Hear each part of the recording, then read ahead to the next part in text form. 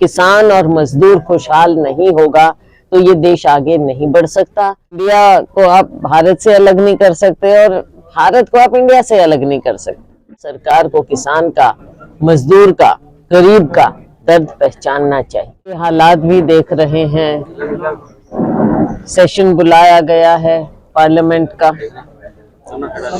यकायक session बुलाया गया। अभी तक ये नहीं बताया कि किस लिए सेशन बुलाया जा रहा है। हालांकि सत्ता पक्ष का अधिकार होता है, ये सब जानते, लेकिन हमारी नेता सोनिया जी ने चिट्ठी भी लिखी।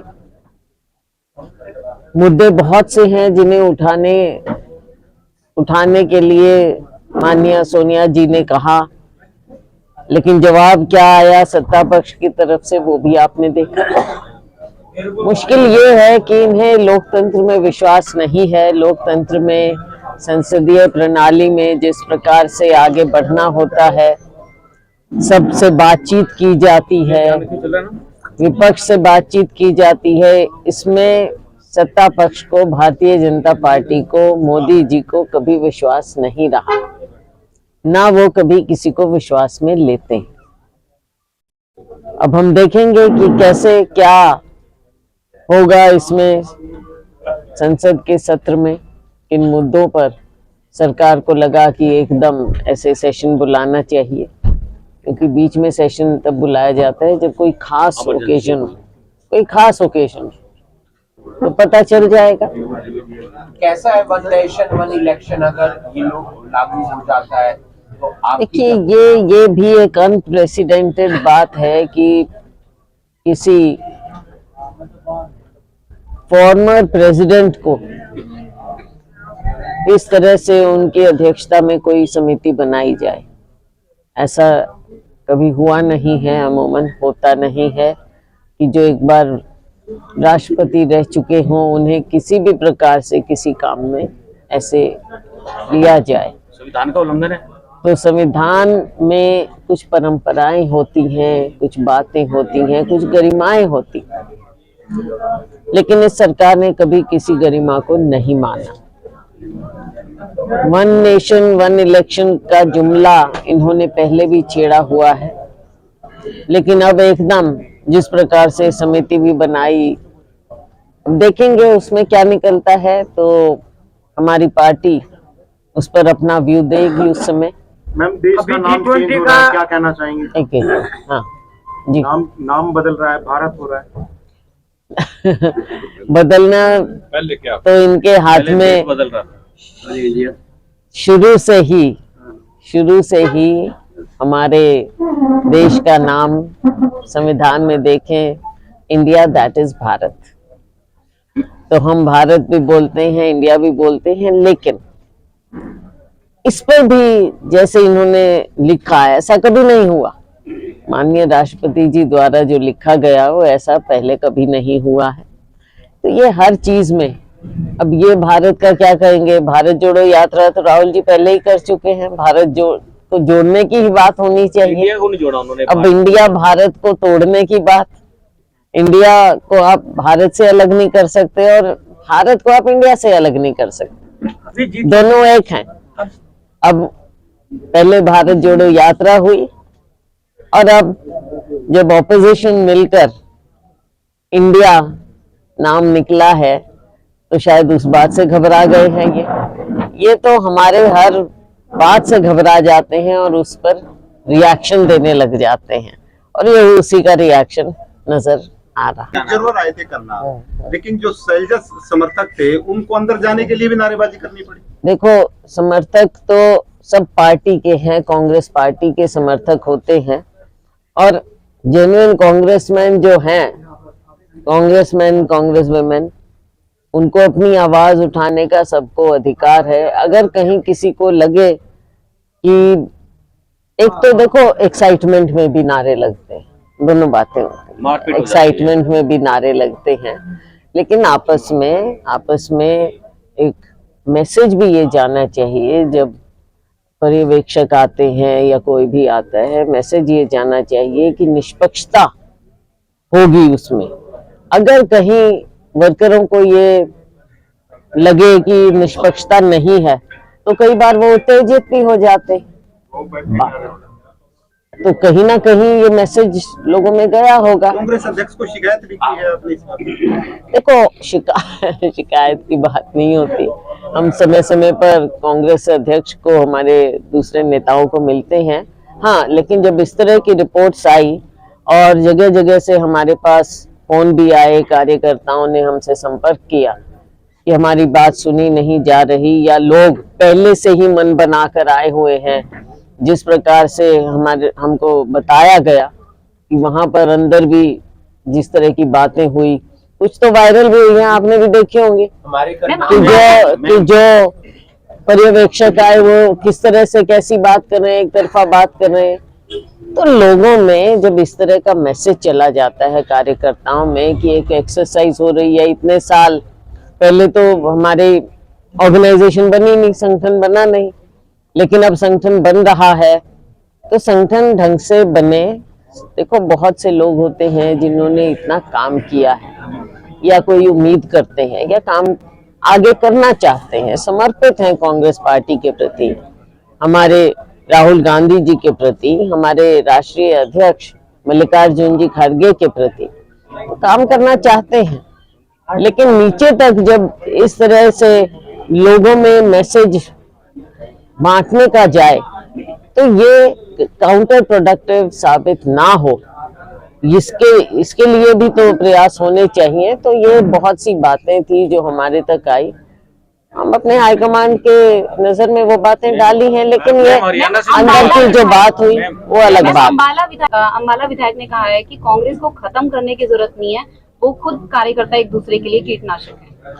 पहले वो अपनी पार्टी को संभाल लें, अपनी सरकार को संभाल लें। सरकार नाम की कोई चीज नहीं। अभी भी हम आ रहे थे, रास्ते में हाल देखा करनाल का, मुख्यमंत्री जी का शहर है ये, और इनके भी जो आपस में मंत्री हैं, मुख्यमंत्री हैं, विधायक खुद चिल्ला चिल्ला कर कहते हैं कि उनकी कोई सुनवाई नहीं है। तो पहले अपना घर संभाल लें। आप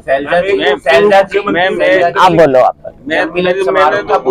शुरुआत आपने की। जनमिलन समारोह था, भूपेंद्र सिंह हुड्डा आए थे, उन्होंने कहा कि मैं मुख्यमंत्री पद के लिए प्रबल दावेदार हूं। तो दावेदारी तो कोई भी कर सकता है इस प्रदेश में, ये तो लेकिन हाईकमांड का फैसला होता है उस समय। और अब देखो, दावेदारी किसी को कहने की जरूरत पड़े या क्या, उसके बारे में हम क्या, जिसको कहना पड़ रहा है वो कोई कहे, उसमें हम क्या टिप्पणी करें। लेकिन मैंने जैसे कहा, ये हमारा जो हमारी हाईकमांड है ये वो फैसला करते हैं समय आने पर। जन मिलन कार्यक्रम करनाल में था, ये कौन सा जन मिलन कार्यक्रम था जिसमें कांग्रेस के अधिक जो नेता है, करनाल लीडर है, वो ही नहीं पहुंच पाए, सिर्फ हुड्डा ग्रुप के पहुंच पाए थे। हाँ, फिर अब ग्रुप की आप बात कर रहे हो तो कौन ग्रुपिज्म पैदा कर रहा है? आपको नहीं लगता कि ये गुटबाजी खत्म होनी चाहिए? कैमरे पे तो बोला जाता है कांग्रेस एक है, लेकिन जो कार्यक्रम होते हैं उसमें अलग ही नजारा दिखता है। ये तो लोगों को देखना पड़ेगा ना, जिनके हाथ में सब कुछ है वो देखें कि कितने लोगों को वो साथ लेकर चल पा रहे हैं, ये तो देखना पड़ेगा उनको। मैडम क्या कांग्रेस में एकता बनेगी, आपको लगता है? देखो, कांग्रेस जन चाहते हैं कि राहुल गांधी जी के नेतृत्व में, खड़गे जी के नेतृत्व में कांग्रेस पार्टी आगे बढ़े। इतने साल से जो संगठन नहीं बना है वो संगठन बने, ताकि हमारे कार्यकर्ताओं को, नेताओं को काम करने का मौका मिले।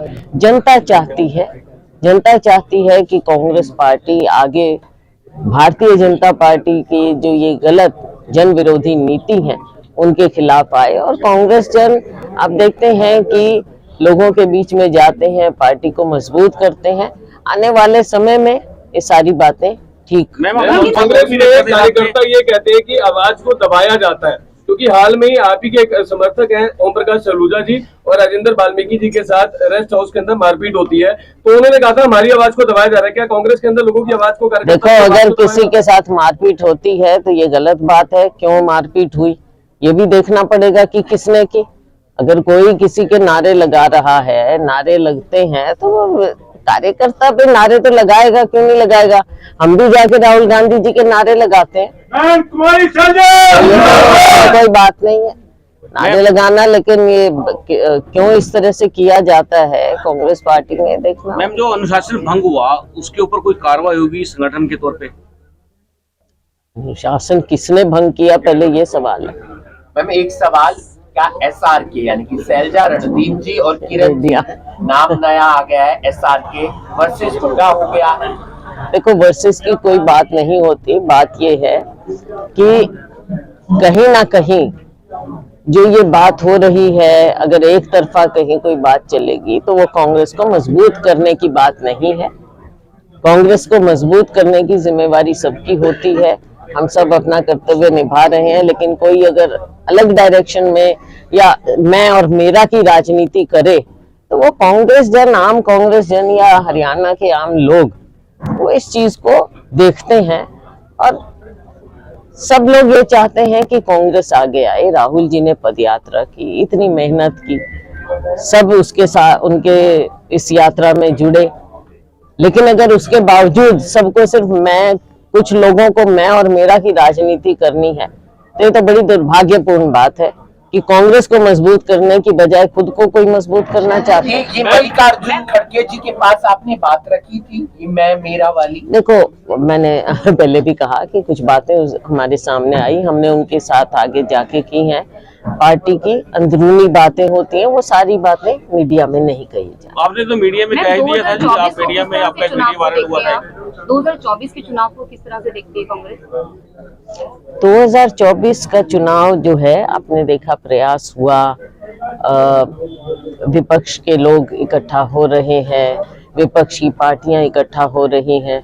देश के साथ जो आज के दिन देश को बांटने का प्रयास होता है, नफरत फैलाने का प्रयास होता है, भारतीय जनता पार्टी की जो विचारधारा है उसके विपरीत हमारी जो भाईचारे की विचारधारा है, विकास की विचारधारा है, लोगों को, युवाओं को रोजगार चाहिए, महंगाई इतनी बढ़ गई है, इन सब से ध्यान बांटा जाता है। आप देखते हैं मणिपुर में जिस प्रकार से जो स्थिति बनी, उससे ध्यान बांटा जा रहा है। तो इन सब बातों को देखते हुए 2024 में जब चुनाव आएगा तो सभी विपक्ष की पार्टियां ये बातें देखते हुए इकट्ठा होकर कोशिश की जाएगी कि हम इन सब चीजों को देखते हुए इकट्ठा होकर, इंडिया नाम से विपक्ष आगे आ रहा है, पर उसके अलावा भी कांग्रेस जन राहुल जी के नेतृत्व में, खड़गे जी के नेतृत्व में जन जन के बीच में जाकर देश भर में कांग्रेस पार्टी को मजबूत करेंगे। नारा वायरल हो रहा है, बापू बेटा की नहीं चलेगी, कौन है वो जो ज्यादा चल रही है जिनकी? तो ये देखो, ये तो लोग जानते हो, लोगों के सामने जो बात आती है। मैम आपने मणिपुर के बारे में कहा कि वहाँ पे जो कुछ हो रहा है, ऐसा ही वाकई राजस्थान में भी हुआ है, तो उसके बारे में आप क्या? ऐसा नहीं हुआ मैडम, ऐसा नहीं हुआ।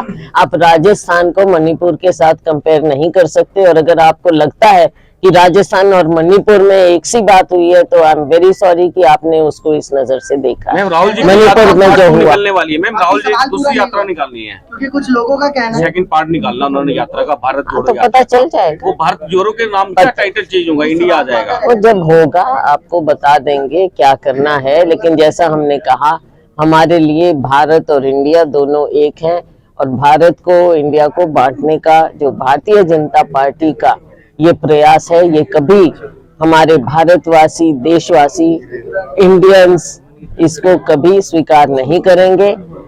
ये देश हम सबका है।